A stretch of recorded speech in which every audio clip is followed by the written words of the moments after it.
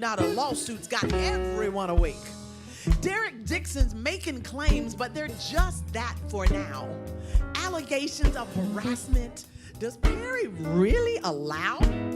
Dixon said Perry promised him fame, then left him high and dry. Told him to relax, but why would he lie? Sexual assault, manipulation, it's a wild ride. But remember, it's just allegations, so let's take this in stride. Now, here's the question that's burning real bright. Why do these allegations keep popping up with black men in sight? First it's Cosby, now Perry. What's going on behind the scenes? Hollywood's got a dirty laundry list, or so it seems. Is there more to this story, or is it just another attack? We'll let the courts decide and see if there's any lack. Come on, Luke.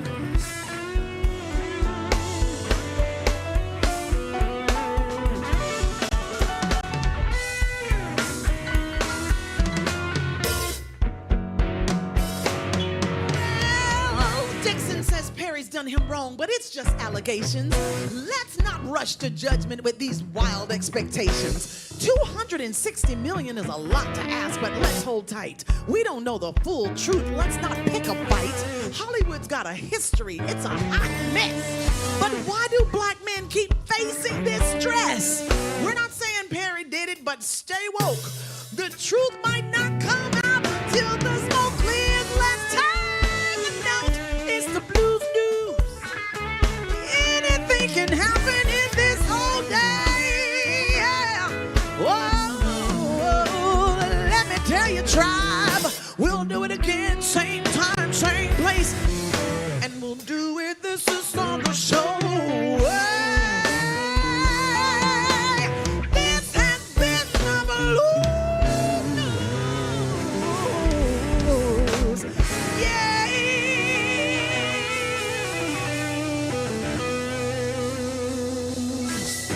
Well, all right, y'all. Come on, get about your seat. Bring the energy because it's time to start the Sandra Show. Oh, yeah.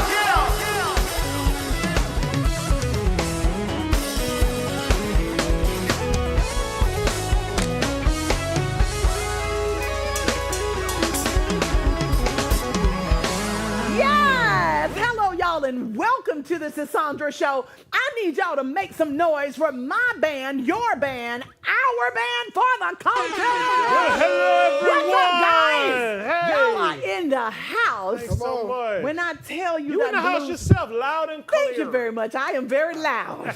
Let's talk about clear. So listen, y'all, we have a wild show for you today. So we need y'all to go ahead and get all comfy. Yeah. Grab your bubbly beverage. Come on. And let's get this show started. Yeah. Whew. All right, y'all. It's time for We the People, where culture talks back, truth cuts deep, and nobody's safe from the smoke. Y'all, let's get into We the People. Woo, I'm gonna get rid of that thing right there. Somebody is blowing me up today. Must be my kid, needs some money. All right, y'all, let's move on to this first story. Let's talk about the Queen, Whoopi Goldberg. So she lit a whole fire on The View when the convo turned to Iran's human rights violations, because sis said what a lot of folks won't. Being black in America ain't much better. She cut off her co-host mid-sentence and said, "Don't go there," before breaking down how black parents live in constant fear that their kids could be shot just for existing. Yeah. Now, Alisa Farah pushed back hard, saying America and Iran aren't even close. But baby, Whoopi wasn't backing down. Let me tell you what the translation is from Whoopi. Y'all can't understand this struggle if you've never lived it, period. Meanwhile, missiles are flying between Israel and Iran. But here we are, still debating if America's safe when it's never been safe for everybody. Come on. Can I get some amens? Amen. From the bands? Amen. What's up over there, men's? My goodness. That's an interesting alignment that she has there. Very, very interesting. And then the pushback, because people don't want to see, America just doesn't seem to want to see itself like another nation, right? But in all honesty, it's exactly what she said. And I'm sorry, but truth does hurt. Yeah, take care of your own problems. We got our own soil. We got our own issues. Our own issues, yes, that seem to be swept under the rug constantly. It's like a perpetual just unawareness. I don't give a care. Some call it privilege. You can call it what you want, but it's just not right.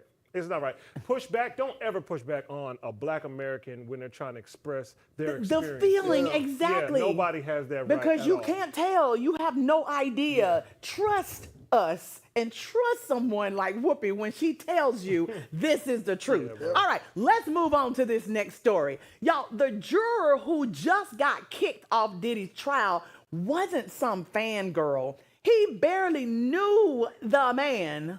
Fangirl man, interesting.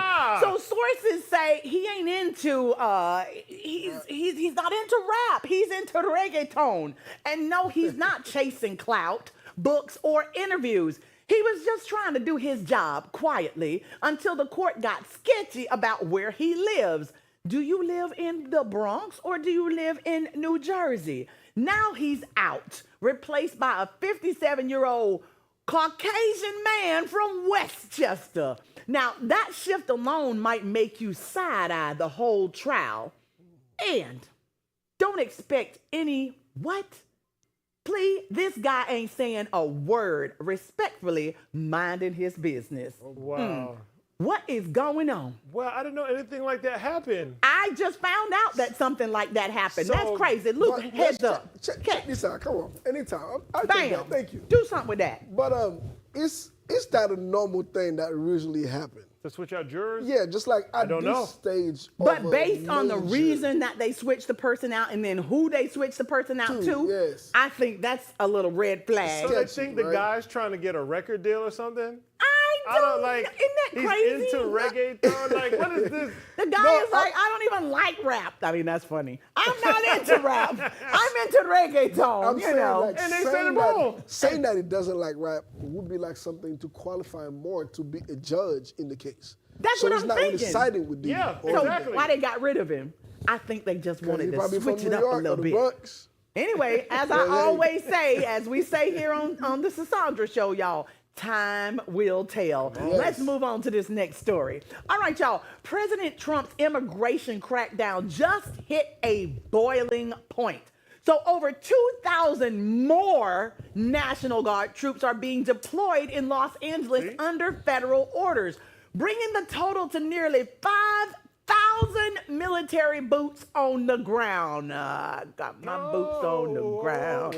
I don't know why I did that. It's I know why. So y'all, Governor Newsom is fuming.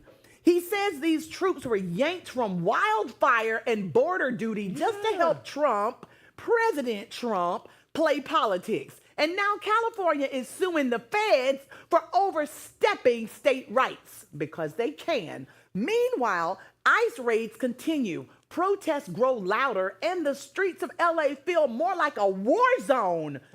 Legal drama is heating up fast because this ain't just about law, y'all. We said it again. We're going to say it again. We're going to say it again. It's about power, people, and perception. PPP. This is just about power, people, and perception. The 3 Ps. Oh, man. I don't understand. There's 5,000 military troops. Look at this on the grounds. How in the world is LA supposed to feel like America when it feels like a war zone? Why is LA getting picked on for this? Well, he's saying that LA has a lot of immigrants there. Of course. But we all know that President Trump does not like Governor Newsom. Okay, because New York has a lot of immigrants too. Period. He doesn't like California. I think we've all heard and read enough about him, not feeling very positive about the West Coast. So it's interesting that all of these troops are being deployed there, but I'm not surprised. I think everyone also said that it seems that he wants these kind of things to happen so he can call in, what is it called? Martial law. Martial law. So martial law is when there's something going on, there's an uprising going on, and then the president has complete control over everything. So everyone said that we need to be careful because this is a way that he can also hold on to power.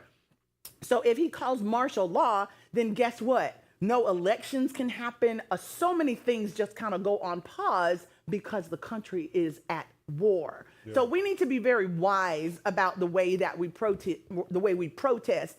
And peacefully protesting should not be a problem. And Governor Newsom said that that's exactly what's going on in LA, is that there is peaceful protesting, but you're antagonizing people. So they're saying places are getting looted and all of those things. You have police for that. Until the governor calls in the feds and asks for help, this is considered overstepping federal boundaries because the governor does have a say-so if they need someone to help with civil unrest. But he says it's not civil unrest, that Trump is actually driving people into this space of insanity, anxiety, fear, all of that. Listen, y'all, we're going to take a short break. We'll be right back. We could talk about this forever, but we won't because y'all need a break. We'll be back. Don't go nowhere. For the culture.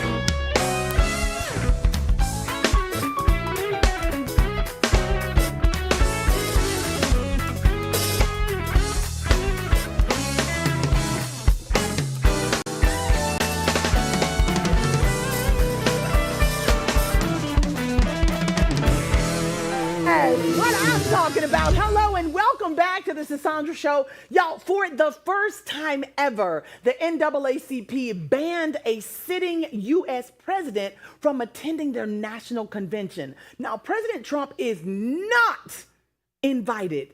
Not now, not ever, they say. The organization said it's not about politics, it's about protection. President Trump's policies, especially trying to defund diversity programs, are a direct hit to Black students and civil rights progress. Now, previous presidents, yes, even the problematic ones still got invited. But this move, it's the ultimate statement. You don't get to smile at Black voters after attacking their future. He says he and Jada let their kids say whatever, whenever, no punishment, just truth. Now, he regrets it big time. Whew. Are you all ready for this? to go deeper into this topic, I need y'all to welcome out to the lavender couch community advocate, Mr. Russell Drake. Woo! Russell Drake! Russell Drake! Hey, you better play that harmonica. I love it. That was the most unique entrance I've ever seen. I'm you honored. play harmonica. Thank you very much. I play it on occasion. I love it. Well, welcome to the show, and please have a seat. Thank you. I'm honored. We are honored to have you, and you are ready for the weekend. Juneteenth is here and ready. Absolutely. Yes. Tell us a little bit about how you feel about Juneteenth before we get into this. I think it's wonderful that we're acknowledging Juneteenth as a national holiday. It allows people to embrace the culture of liberation. It enables other people who didn't know about Juneteenth to learn more about it. And I think overall it pushes the notion that we are free, we should be exercising rights, and it's the rights of all people. All we've ever wanted was equal rights in this country. Our people have fought in every war in this country, and we're citizens, and we deserve this holiday. So I think it's wonderful for the culture. It is amazing for the culture. It was great to see you come in the room in the spirit of Juneteenth in your garb as well. It's beautiful. So let's get into this thing because, you know, we can never speak enough about what's going on in this administration. My goodness. So can you tell us, what does this historic ban say about the current state of Black leadership and our willingness to draw hard lines for protection over tradition? Well, let's go with that. Historic ban. You're talking about the ban that We're talking about the ban of the NAACP not wanting him now, ever. What? After all the other sitting presidents were invited. Yeah, I'm going to tell you, I think that's the best thing they've done in a long time. I think that's going to enable a lot of people to join, because we don't have to put a rubber stamp on people and say, oh yeah, let's invite them. We know what they think, so there's no need to bring them to the table and act like we don't pretend anymore. Say what you got to say and do what you got to do. We want to know who's on our side and what allies we really have, and he's made himself clear that he's not an ally.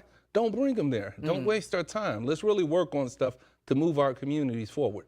Well, that's exactly what's happening. Do you believe that the NAACP's decision was more symbolic or strategic?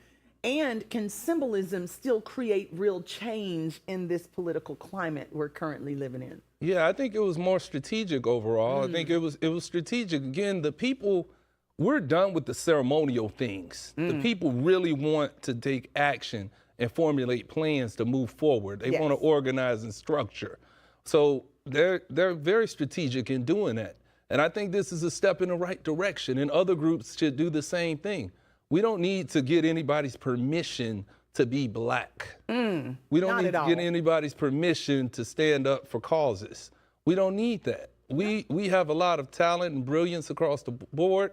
We have wealth. If you put the money together Black people spend in the country, all the monies we spend, we could be a nation that spends the 15th most in the world. Yes, you better ask Target. Yeah, they're feeling it. So we have what we need. We just need to organize and work forward. It's so true. It's so true. And the position that the NAACP is in is not unlike President Trump, who just the other day, there was an assassination in Minnesota, correct? And I saw on the news, he said, I'm not calling the governor. He's crazy. And I was just like, how do you do that? So he's very clear what he will say, where he will go, what he will do. So then I think people are starting to take that same stance along with the NAACP, saying, hey, well, you're not welcome here. We don't want to talk to you. We don't want to see you. You're right. And I have to say, that was one of the most shallow things I think I've ever seen in my life. After the tragic murder of some state legislators in the state of Minnesota. Yes. Not even to call the governor to see what's going on, to try to organize and provide any support. It's a slap in the face of the citizens there and across the nation. I agree with you. It's deplorable. I agree with you. So how do you respond to critics, Mr. Drake, who say banning President Trump alienates conservative Black voters or limits dialogue? I mean, is all the dialogue worth having? I think everybody's got their First Amendment right to their freedom of speech to say how you want to feel about it. If you think that's the move, then don't support it. I think there are a number of conservatives that know the 47th president is on the wrong path right now, and the path he's leading us on may get us all blown up if he keeps going that route. So my gosh. I think many more people are okay with them saying it. And you said President Trump said what he needed to say in grand fashion to his audience, and the NAACP has said something they need to say. They are definitely doing so that. the conservatives who feel like they don't need to be a part, that's okay. Now, you're talking about we may get blown up. Are we talking about this war between Israel and Iran and now? Oh, yeah. Tell us how serious this is. It's very serious. I think if we're not careful, we could be on the brink of World War III right now. And it's very serious. It's nothing to be played around with posts on social media, jousting and trying to tout how big and bad our military is. It's not thinking about the lives and casualties of the matter. Correct. And it's not a game. It's real out there. And, trying to push us into it, you have to we pay attention to the words that they're saying, and everybody keeps saying that we are involved, and even people in Congress on both sides of the aisle are saying, how did we get brought into this? This is not our fight, is it? It was not. It's unbelievable. So it was very interesting. There was a interview between Tucker Carlson and what's the guy? Senator Cruz. And Senator Cruz. Mm-hmm. And it's interesting to see Tucker speak that way because normally I'm kind of against most of the stuff he says. How do you feel about the conversation he had with Senator Cruz about Iran? Asking him, do you know anything about Iran? And Senator Cruz knew absolutely nothing. He said that I don't need to know that. And Tucker said, you're talking about getting rid of an entire country where 93 million people live and you don't know anything about it. Talk to us about this. How can we go forth with something like this, not even understanding what we're dealing with Iran? I think it just shows the gross incompetence that we're dealing with some people in the Senate and Congress, that they're just literally following the lead of the president instead of doing what they're supposed to do by the Constitution. There should be checks and balances. Only the Congress, U.S. Congress, can vote to put us into a war. And no, I don't think Congress has the audacity to do so. So many of them are just trying to defer to the president because they know voters will be disgusted if they themselves have put a vote forward and put our military into such a situation we should not be in. So it's terrible that he doesn't know that. He should know that information. 93 million people is a lot of people. That's a lot of people. That means there are a lot of innocents that would be obliterated if some people did that. And let's put that into context. In the United States of America, there are 49 million black people.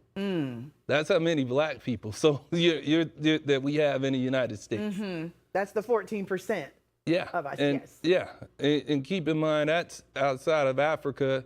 The U.S. has the second largest population of black people in the world. Wow. Then you have Brazil, then you have the United States, then you have France, then you have Haiti. So So it's so important for them to know the information, even though he's like, I don't go around remembering graphs and. It's important if you're talking about something that you should at least know what's going on over there. It's very interesting to me. So tell me, what messages in regards to going back to the NAACP, what message does this send to future presidents, black, white, Democrat, or Republican, about how they treat black communities between elections? Yeah, it means you need to come with real substance.